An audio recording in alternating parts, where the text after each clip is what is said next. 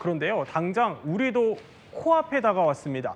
바로 한미 정상회담입니다. 그래서 오늘 몰랐던 이야기 더해서는요, 한미 정상회담을 우리가 어떻게 대처해야 할지 전문가들과 한번 제대로 준비를 해봤습니다. 그 전에 퀴즈 풀고 가시죠.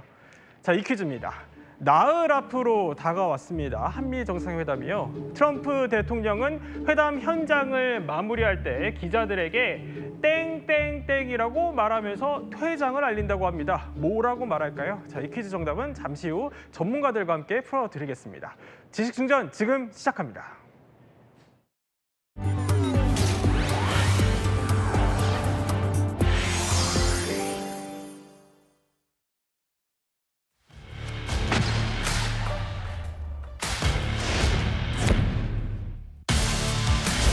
You're playing cards.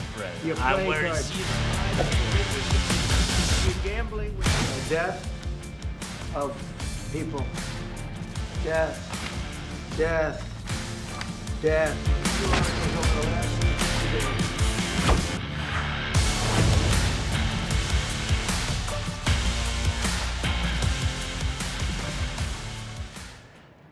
이재명 대통령과 트럼프 미국 대통령의 첫 한미 정상회담이요. 이제 나흘 앞으로 다가왔습니다. 자, 이번에는 이제 실무 방문 형식으로 진행이 되게 되는데 일단 봉영식 교수님, 그 일정이 오늘 공개가 됐어요. 예, 그렇습니다. 사실 그동안 우려가 제기된 것이 사실입니다. 이재명 정부가 인수위도 없이 출범을 했지 않습니까? 그리고 그 당시에는 8월 초까지 90일 연장되었던 미국의 관세 폭탄, 그 문제에 합의를 이루어야 되는데 그러려면 이재명 대통령이 어서 빨리 미국 트럼프 대통령과 만나야 된다.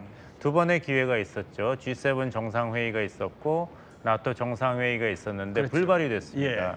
그래서 그 초조함이 있었던 것은 사실이었습니다만 이번에 관세 협상도 타결이 됐고 트럼프 대통령이 전격적으로 이제 한미 정상회담 스케줄을 발표해서 성사가 됐죠. 82일 만입니다.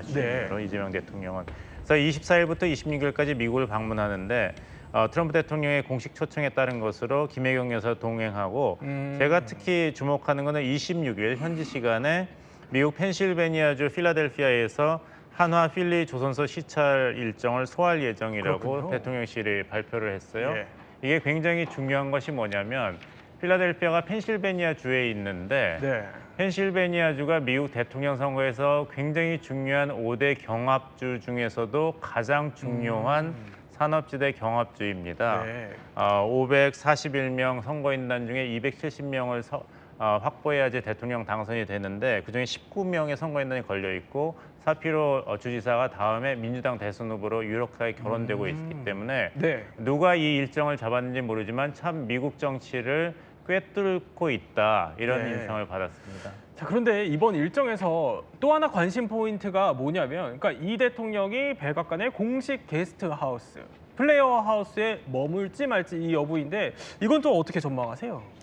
이게 국빈 방문을 한다거나 공식 방문을 할 때 블레어 하우스에 많이 머물긴 하는데요. 이건 전적으로 그 한미 간에 협의를 하지만 미국 측 사정에 많이 달려 있는 겁니다. 받을 때서 이제 준비가 되어 있어야 하는 것이기 때문에 아직 모르겠어요. 대통령 일정이기 때문에 그 직전에 공개가 되는 것이기 때문에 블레어 하우스에 묵을지 안 묵을지 모르겠습니다만 이번에 실무 방문이잖아요. 일을 하러 가는 거기 때문에 혹시 블레어 하우스 체류를 못 한다더라도 큰 문제 될 건 아무것도 없습니다. 그러니까 우리가 혹시 외교를 바라볼 때 블레어 하우스 저 영빈관에 체류하지 못하면 마치 홀대받은 것처럼 그렇게 이야기될 수 있는 건데 그게 이제 자존감은 낮고 자존심만 높고 그러면 이제 나올 수 있는 반응이거든요. 이번에 충분히 우리가 당당하게 그 조선업 뭐 자동차 등등등 해서 우리가 할 수 있는 것들 호혜적으로 이야기할 수 있는 것들이 많기 때문에 일하러 가는 거기 때문에 블레어 하우스 제공 문제로 우리가 뭐 왈가왈부할 필요는 없을 것 같습니다. 결국 핵심은 우리가 뭘 받아올 거냐 이거 아닐 것 같습니다. 그러면 한미 정상회담이 이번에 특히 중요한 이유 한번 짚어보겠습니다. 세 분께 한번 짧게 여쭤볼게요. 일단 문성문 센터장님. 일단 이번 회담에서 우리가 꼭 챙겨와야 한다. 이거 뭐라고 보십니까? 일단 이번 회담에서는 한미 동맹의 현대화가 주요 이슈가 될 가능성이 있어요. 지금 미국은 주한미군의 전략적 유연성 문제, 또 국방비의 증액 문제, 또 주한미군 방위비의 분담금을 늘려라 이런 것들을 얘기를 하고 있거든요. 그래서 현대화라고 하는 것은 현대적인 조건에 맞는 동맹으로 발전시키자. 우리의 부담을 늘리자는 얘기인데 그래서 결국 이번 회담을 통해서 정부가 강조를 했듯이 한미 동맹을 강화하고 또 동맹의 현대화에 걸맞게 우리의 능력을 극대화시킬 수 있는 그런 계기를 미국과 협상을 통해서 얻어낼 필요가 있고요. 네. 주한미군 사령관이 그런 얘기를 했어요. 주한미군 숫자보다는 능력이 더 중요하다. 역량이 더 중요하다. 이런 얘기를 했거든요. 맞는 얘기입니다. 그러나 이 숫자도 사실 상징성이 적지 않은 것이거든요. 네. 그래서 상대방에게 오판하지 않도록 하면서도 우리의 능력을 강화할 수 있는 미국과 한국과 미국 서로 윈윈할 수 있는 예. 결과를 얻어야 된다고 봅니다. 그러니까 주한미군의 활용법부터 뭐 국방비 문제, 방위비 문제를 이제 협상 테이블에 오를 걸로 전망을 해주셨다면 우리 정대진 교수님은 뭘 우리가 받아와야 된다고 보십니까? 관세 문제이겠죠. 뭐 한미 FTA가 있는 상태에서 뭐 관세 협력 이야기하는 게 약간 조금 어색하긴 합니다만은 네. 지금 미국을 상대로 전 세계가 관세 이야기를 하고 있는 거는 뭐 새로운 현실 뉴노멀입니다. 이런 예. 상황에서는 어쨌든 한미 동맹을 기반으로 해서 조금이라도 더 우리 국익에 맞도록 최대한 가져올 수 있는 걸 많이 가져와야 할 건데요. 조선이나 철강, 자동차, 배터리 우리가 또 뭐 이야기할 수 있는 거리가 많습니다. 이 네. 부분에서 이제 관세 협력을 좀 받아와야 될 것이고 무엇보다 자동차가 중요한데요. 자동차 관세를 이제 15% 맞추긴 했는데 영국 같은 경우에 27.5%였던 걸 15%로 낮추는데 5월 8일 날 이제 타격을 하고 한 54일 정도가 이렇게 걸렸어요. 예. 그러니까 우리 그 똑같이 대비를 해보다면 한 9월 달이 될 건데 그 전에 하루라도 좀 빨리 한 15% 낮추고 해야 우리 자동차 업계에 도움이 될 것이고요. 네. 또 뭐 조선 같은 경우도 필리조선소도 방문하고 하는데 이 마스가 프로젝트가 예.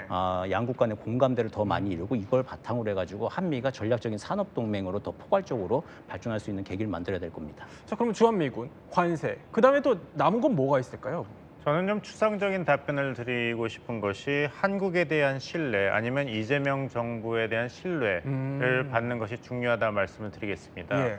이재명 대통령의 입장에서는 굉장히 부당하고 억울하겠지만 대통령이 당선된 다음에 미국 언론에서 보도에서는 친중 좌파 정권이 등장했다 이렇게 그냥 레이블을 붙여버렸거든요. 네. 여기에 대한 이런 오해를 이번에 불식시키는 것이 중요하다. 친중 좌파 정권이 아니라 미국과 얼마든지 잘 일할 수 있는 실용주의 한국 정부라는 인식을 심어주는 것이 굉장히 중요합니다.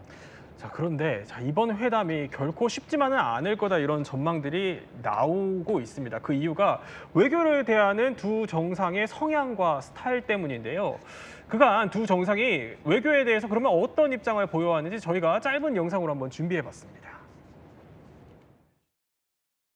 If I were there now, they'd be paying us $10 billion a year. And you know what? They'd be happy to do it. It's a money machine, South Korea. Tariffs will make our country rich. No, well, I didn't have any inflation, and I had massive tariffs on a lot of things. We put tariffs on... 트럼프 대통령이 또 만만한 분이 아니어서. 뭐 저도 만만한 사람은 아닙니다. 강대국이 하는 일종의 정치 행태인데 그것도 예. 잘 이겨내야죠. 국민 모두를 위한 거니까 저는 뭐 필요하면 가랑리 밑이라도 그걸 길 수 있다고 생각해요.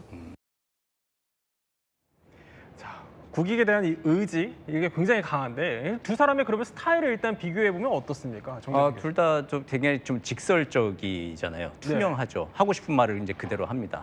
그리고 뭐 트럼프 대통령 만만치 않은데 어떠십니까 하니까 뭐 저도 만만치 않은 사람입니다 하면서도 싸우겠다는 게 아니라 국익을 위해서라면 가랑이 밑이라도 기겠다라고 하는 거.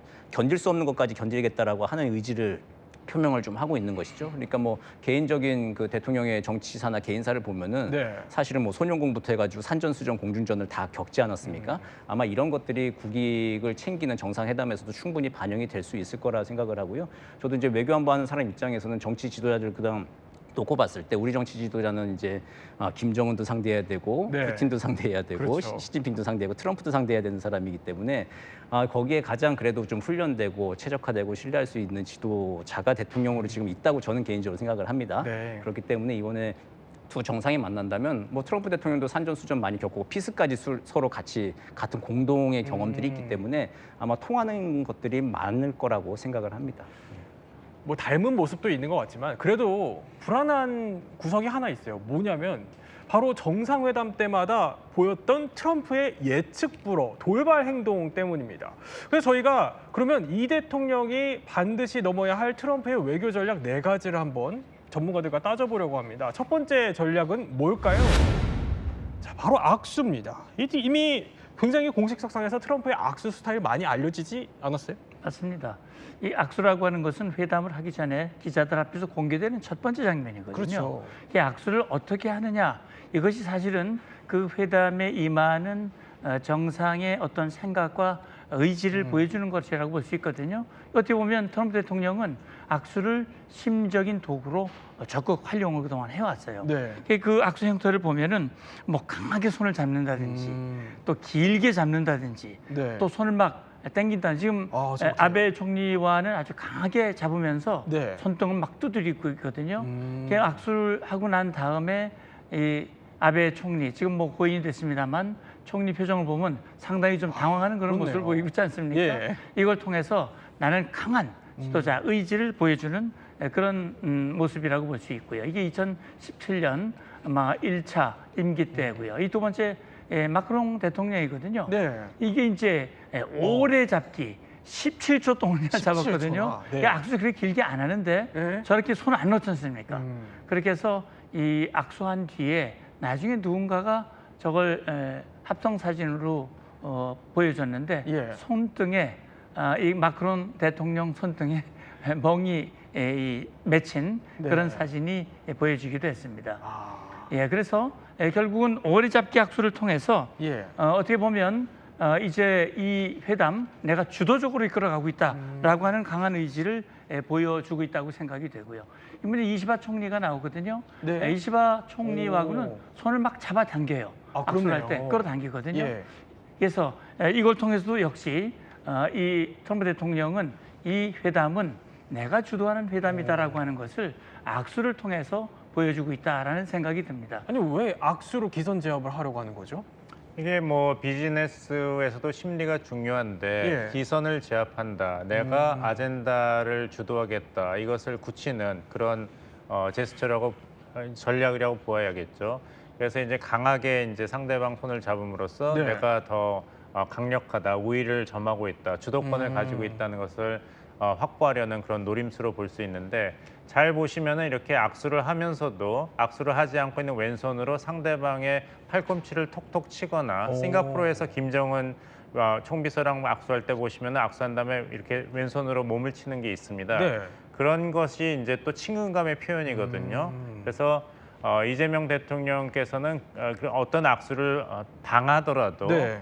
이거는 그냥 트럼프 대통령이 하는 행동이구나, 비즈니스의 행동이구나 하고 그냥 담담하게 넘어가시는 것이 좋을 것입니다. 아니 그러면 이번에도 그런 기선 제압용 악수를 할 가능성이 있는 거잖아요. 그 트럼프 대통령은 일부러 하는 게 아니라 그냥 습관이 되어 있는 거예요. 그냥 그렇기 때문에 네. 그리고 또 미국에서 본인이 이제 맞는 이제 그 호스트 입장이잖아요. 그렇다 보니까 이제 끌어당기고 반갑음의 표현으로 이제 그게 좀 세게 나오는 건데 네. 그게 이제 뭐 이재명 대통령께서 만났을 때도 똑같이 트럼프 대통령이 할 수가 있겠죠. 근데 그렇죠. 이재명 대통령도 저도 뭐 정치인들하고 이제 만날 기회들이 있어서 악수한 경험을 떠올려 보면 이재명 대통령을 예전에 악수를 해보면은 굉장히 좀 단단한 느낌이 듭니다. 따뜻하고. 그래요? 그렇기 예. 때문에 뭐 그 느낌이 트럼프한테도 전해진다고 한다면은 뭐 이게 또 적대국의 사이에서 만나는 게 아니라 안 좋은 사이에서 만나는 게 아니라 한미 네. 동맹 정상이 만나는 거기 때문에 뭐 부드럽고 좋은 분위기 연출될 수 있을 거라고 기대합니다. 자, 그러면 우리가 넘어야 할 두 번째 트럼프의 외교 전략은 뭘까요? 두 번째 전략 한번 살펴보겠습니다.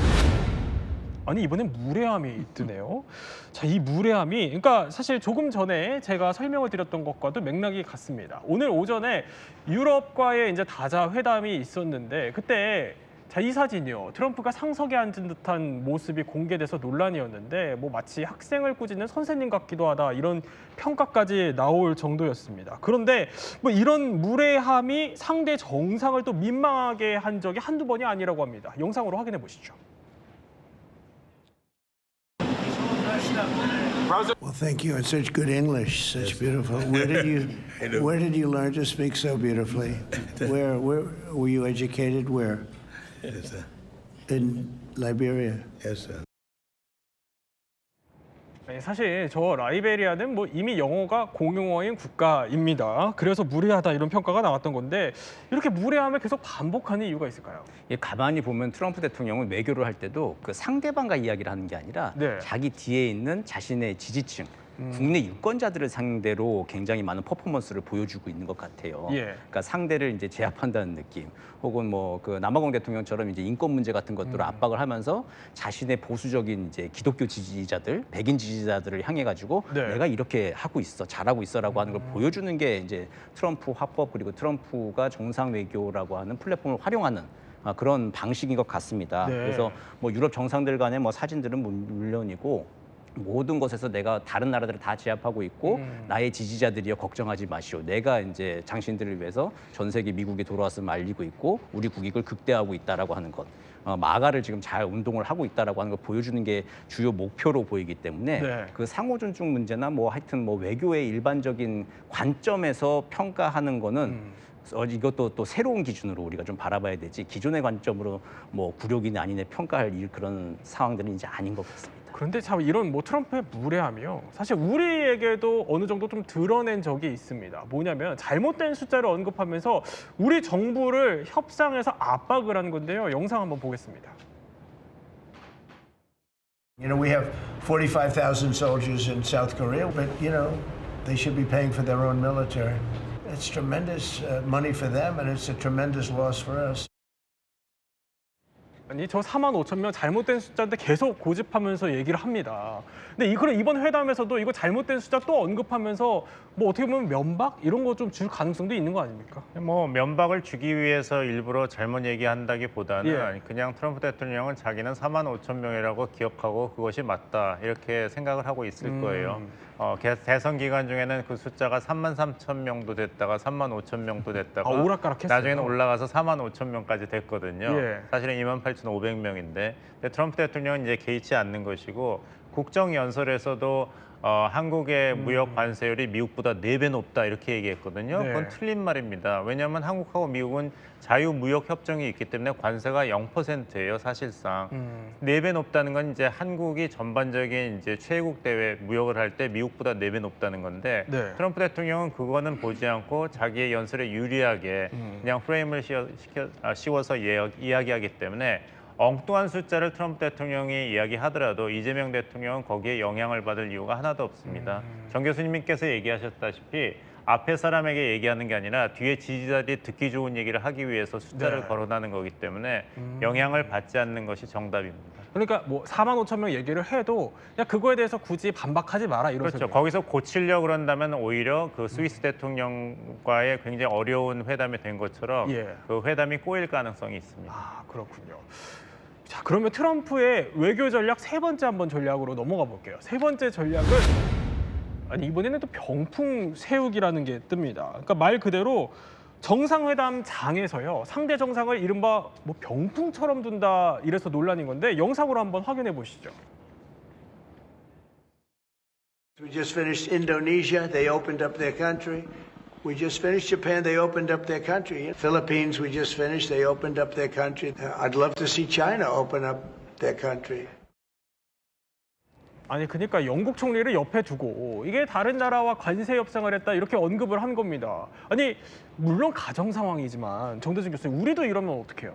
뭐 똑같은 상황이 얼마든지 벌어질 수가 있죠. 예. 근데 이제 이거는 아까 봉영식 교수님 말씀하신 것처럼 그냥 트럼프 대통령 스타일인 거예요. 그냥 하고 기자들이 물어본 거에 대해 가지고 답변을 하는 과정에서 자기 유권자와 지지자들한테 보내는 메시지지 네. 내가 당신 무시하거나 이제 이런 생각 자체가 좀 없는 것 같아요. 트럼프 대통령 1기 때나 2기 때나 보면 일관성 있는 그런 스타일이기 때문에 특별히 이제 여기에 대해서 뭐 일희일비 하지 말고 의미를 둘 필요는 없을 것 같고요. 그리고 백악관에서 이제 또 네. 회담이 열릴 건데 백악관에 또 미국 국내 기자들이 많이 들어옵니다. 그렇죠. 국내 기자들이 대통령 만나면 뭐가 궁금하겠습니까? 한국과의 회담도 궁금하겠지만 자기가 가지고 있던 질문들도 있을 거 아니에요. 국내 사안에 대해서. 네네. 그거 대통령 맨날 만나는 거 아니니까 물어보겠죠. 그러다 보면 그 얘기 당연히 좀 할 수 있는 거거든요. 그런 거에도 우리가 또 무게를 두고 할 필요는 없을 것 같습니다. 뭐 일일비 해서는 안 된다는 또 조언을 주셨습니다. 그래서인지 자 트럼프의 환심을 사면서 또 회담을 순조롭게 좀 풀어가 보려는 정상들도 있습니다. 영상으로 보겠습니다. 狙撃をされた時にひるむことなく立ち上がられ拳を天に突き上げてあの写真はおそらく歴史に残る一枚だったと思います。They've had a big fight, like two kids in a schoolyard. You know, they fight like hell. Daddy has to sometimes use strong language. 뭐 사실 뭐 말 그대로 네. 두 사람 모두 트럼프가 듣기 좋은 말을 했어요. 근데 맞아요. 결과는 좀 달랐다고요? 맞아요. 그러니까 이시바 총리가 저렇게 얘기를 했지만 실제 관세 폭탄을 맞았거든요. 네. 그걸 피하지 못했습니다. 그러니까 아무리 아부하는 말을 하더라도 결과는 다르다. 예를 들어서 이제 리터 총장 같은 경우, 나토 같은 경우도 예. 이 지금 데디라고 하는 표현을 이렇게 맞장구를 치면서 아부성 발언을 해서 비난을 받았지만 네. 결과적으로 보면 나토 방위비 분담, 국방비를 5% 올리는 거에 합의를 했거든요. 네. 그래서 아무리 아부의 말을 하지만 결과는 기대만큼 나오지 못했다. 이것도 반면교사가 될 수 있습니다. 그런데요, 이게 뭐 어떻게 보면 트럼프의 환심사기? 뭐 말뿐만이 아닙니다. 저희가 사진으로 준비를 했는데요. 보면요. 이시바 총리, 일본 총리 같은 경우는 이게 트럼프 손주들의 마음을 좀 사보겠다고 황금 투구를 저렇게 맞췄었고요. 또 이전에 아베 전 총리 같은 경우는 트럼프가 당선되자마자 이게 선물로 금장 골프채까지 저렇게 주기도 했었습니다. 우리도 어쨌든 선물을 좀 준비하지 않았을까요? 뭐가 있을까요? 예, 뭐 관세 협상 과정에서 마스가 모자가 좀 효과를 발휘했다 이제 이런 건 이미 좀 알려져 있는 예. 사실이고 뭐 어디 매체들 언론 보도들을 종합해 보면 이번에 거북선 선물을 한다라고 좀 얘기가 거북선? 나오고 있죠. 네. 그게 이제 금거북선일지 모르겠습니다만은 어쨌든 지금 미국도 우리한테 가장 관심을 기울이고 있는 부분이 조선협력이잖아요. 네. 조선협력 500년 전부터 철갑선을 만들고 있는 나라다라고 하는 걸 상징적으로 보여줄 수 있는 선물로 준비되고 있는 것 같고 효과를 좀 발휘하기를 기대합니다. 네, 이쯤에서 한번 퀴즈를 풀어보도록 하겠습니다. 퀴즈 띄워주시죠. 자, 나흘 앞으로 다가왔습니다. 트럼프 대통령은 그런데 회담 현장을 마무리할 때 기자들에게 아니 뭐라고 말하면서 퇴장을 알린다고 하네요. 그러니까 정상을 앞에 두고 회담을 하다가 이제 끝날 때쯤에 하는 멘트라는 뜻인 것 같아요. 네. 뭐죠? Thank you very much. 아, 땡큐 베리 머치. 고맙습니다. 관련한 일단 정답 화면이 준비되어 있다고 하네요. 한번 볼까요? Thank you very much, everybody. Thank you very much, everybody.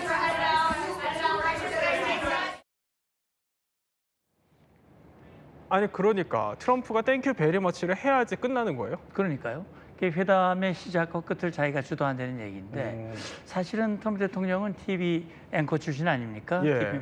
그래서 사실 기자들을 대하는 게 굉장히 자연스러워요. 그러다 보니까는 끝나겠다. 자기 마음대로 땡큐 베리 마치 하면서 끝내는데 네. 일반 정상들은 의전이라든지 격식이라든지 이런 걸 많이 이제 따지고 또 그런 준비를 하고 하는데 갑자기 끝낸다. 그럼 당황할 수 있거든요.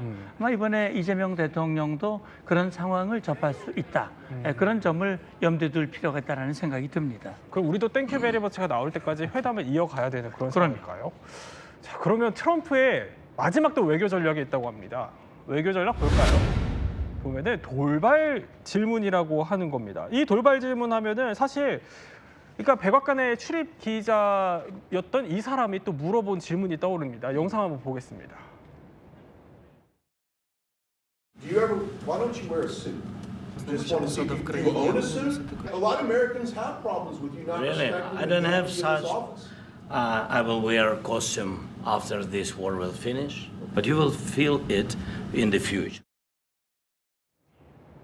그러니까 사실 돌발 질문을 대비를 해야 되는 이유가 이게 트럼프 행정부 들어서 백악관의 뭐 유튜버나 인플루언서 이런 사람들까지 다 이제 출입 기자로 받아주면서 네. 이게 우리가 정말 예상치 못한 질문이 나올 수도 있다 이거거든요. 맞습니다. 그럼 어떤 질문이 나올까요? 그래서 저는 그런 생각이 들어요. 아마 트럼프 입장에서는 이재명 대통령의 생각이 무엇인가. 예를 들어서 예. 북한, 중국. 이건 사실은 트럼프 대통령이 이재명 대통령에 대한 어떤 선입견 같은 게 언론에도 나왔었고 그렇기 때문에 예. 뭐 또 북한에 관심이 많으니까 김정은 잘 있습니까? 김정은 위원장 잘 있습니까? 네. 뭐 이런 식으로 물어볼 가능성도 배제할 수가 없겠죠. 근데 그러면 정말 예민한 질문들도 나올 수 있을 것 같거든요. 뭐가 예상되시고 혹시 나오면 어떻게 대답을 해야 되는 거예요? 그래서 미국을 다시 위대하게 마가 운동을 열렬하게 지지하는 언론인 기자가 용비어청과 식으로 네. 트럼프 대통령이 좋아할 질문을 갑자기 할 가능성은 분명히 있죠. 뭐 이 대통령께 묻습니다. 대만 해협에서 무력 충돌이 났을 때 한국은 어느 쪽 편입니까? 이렇게 질문할 수도 있어요. 네. 그럴 때는 이게 트럼프식의 정치 그 스타일이구나 하고 한국은 2차 세계대전 이후로 미국이 주도한 세계 질서에 가장 큰 혜택을 받은 나라고 여기에 대한 고마움을 가지고 있다. 고마움을 표시하는 게 중요합니다. 젤렌스키 대통령의 실수를 반복하면 안 되고 그리고 실용주의 외교가 미국에게 도움이 된다는 것을 앞으로 지켜봐 달라. 결과와 행동으로 증명하겠다. 이렇게 담담하게 대응하는 것이 좋지 않을까 생각합니다. 센터님 살짝 여쭤보면은 우리 회담 이번에 뭘 기대하십니까? 예, 저는 이번 정상회담을 통해서 그동안 난제로 얽혀 있었던 관세 문제는 물론이고 한미 동맹을 현대화, 다시 말하면 더 업그레이드할 수 있는 그런 계기로 마련해야 된다고 보고요. 아마 우리 준비 철저히 하고 있기 때문에 그런 결과를 기대하고 있습니다. 네, 세 분과 함께 미리 보는 한미 정상회담 이야기 한번 준비해봤습니다.